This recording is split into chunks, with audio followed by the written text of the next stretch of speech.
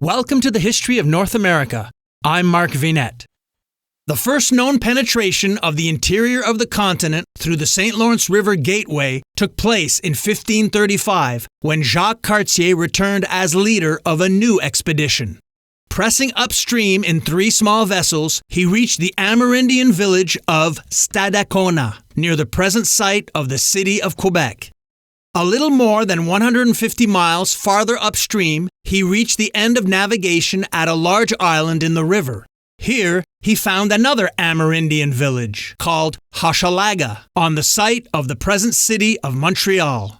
From the height behind it, to which he gave the name Montreal, better known today as Mont Royal or Mount Royal in English, he could see the foaming Lachine Rapids blocking the way to the upper waters of the St. Lawrence.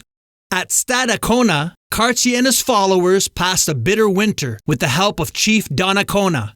Many of his party died from cold and scurvy before he could set sail for France the following spring.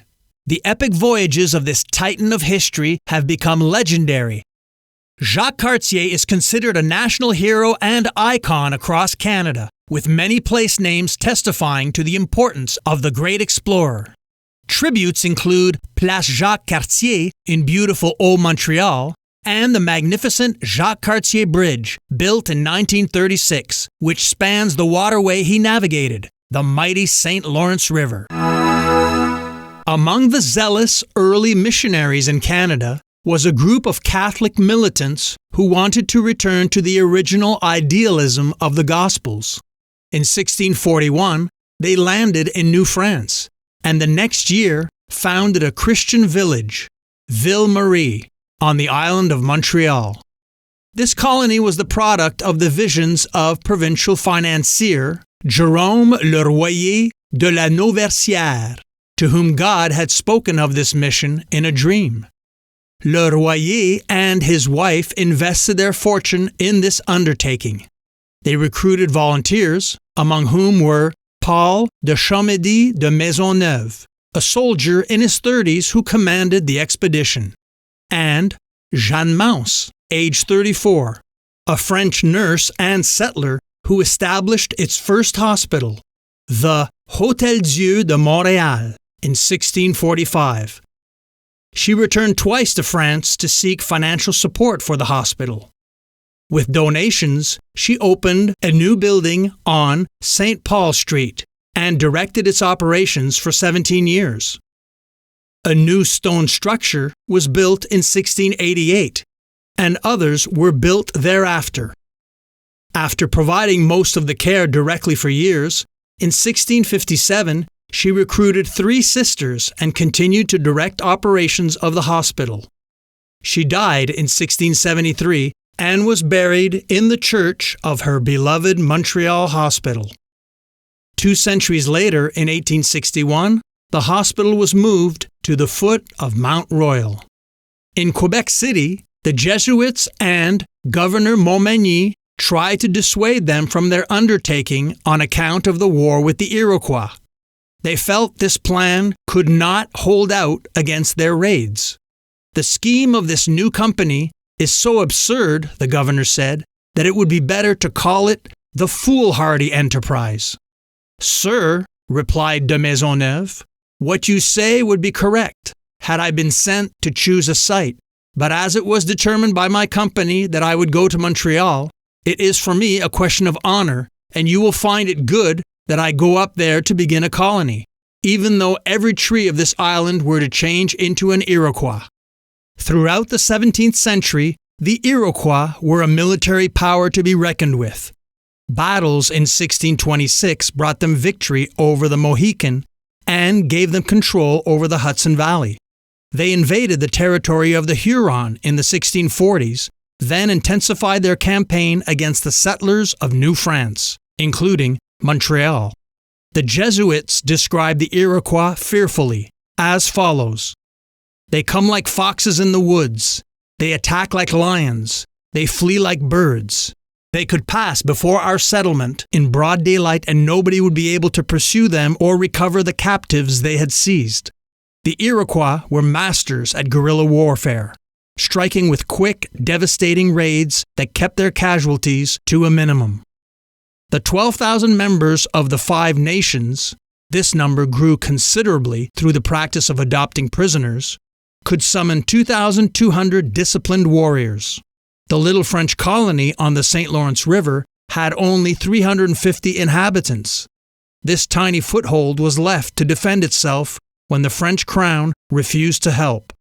Beginning in 1643, the Iroquois attacked the outposts of Montreal, then known as Ville Marie, and Trois-Rivières, or Three Rivers, disrupting trading and agriculture. The store in Ville Marie has not bought a single beaver skin from the Indians over the last year, one Jesuit wrote. A few stragglers to be found thereabouts have been put to work fortifying the place. The stores reek of poverty. The Iroquois have shut down the entire trade in beavers, which has always been one of the great resources of the country.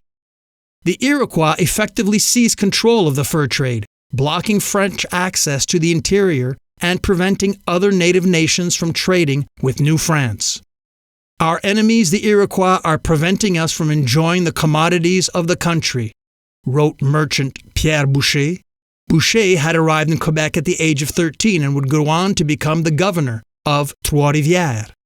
We cannot go hunting or fishing for fear of being killed or of being taken by these villains, and we cannot even plow our fields or make hay without continually putting ourselves at risk, for they throw up ambushes on every side, and it only takes a single bush to shelter or rather conceal 6 or 7 of these warriors, who rush out at you any which way.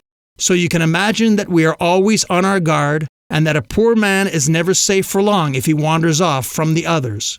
A woman always worries that her husband, who departed in the morning to work, will be killed or captured, and that she will never see him again. From 1645, the colony was in a state of siege. Settlers no longer cleared the land. There was not a single horse in all of New France. It would cost a lot to bring horses from France, Boucher wrote. There are few people willing to undertake the expense, and it is feared that once the horses arrived, the Iroquois would kill them, as they have done with our other livestock, which would be a serious setback for the people who had paid to bring them over. 10% of the population had been killed in Iroquois raids, and the colony was demoralized. In 1643, 3 colonists were killed at the very foot of the palisade of Montreal. The next year, de Maisonneuve, founder and governor of the city, barely escaped death during an abortive sortie against 200 enemy warriors surrounding his fort. Throughout the following night, he could hear the screams of his comrades being tortured. This bad news stemmed the already waning tide of immigration to the fledgling colony and settlement in Montreal. Ville Marie was born of a dream to bring pious natives and Frenchmen together to create a new people of God. But this dream was never fulfilled. After 10 years, the devout colonists gave up. Jerome Le Royer was ruined by the muddle of his own business dealings. De Maisonneuve was recalled to France and died in Paris. Only Jeanne Mance stayed on. During these years, France was not interested in helping its North American colony. It was engaged in European wars and bitterly divided within by a series of civil wars in which the nobility rose in rebellion against the absolute monarchy. Guerrilla warfare in New France continued sporadically for the next 15 years. The colonists sent an emissary to France to plead their case before a new king. This new king understood that a military presence would be necessary to deter the Iroquois. Newly crowned, this young monarch already dreamed of creating a great empire, and he did not want to inaugurate his reign by losing his colony in the New World. He realized that New France would never prosper as long as it was treated as a purely commercial operation. Changes were made. The colony would now report directly to him and the royal administration through a governor and an intendant. Things would finally improve and change in New France and Montreal under the energetic reign of King Louis XIV of France. I'm Mark Vinette, and I hope you're enjoying the ride.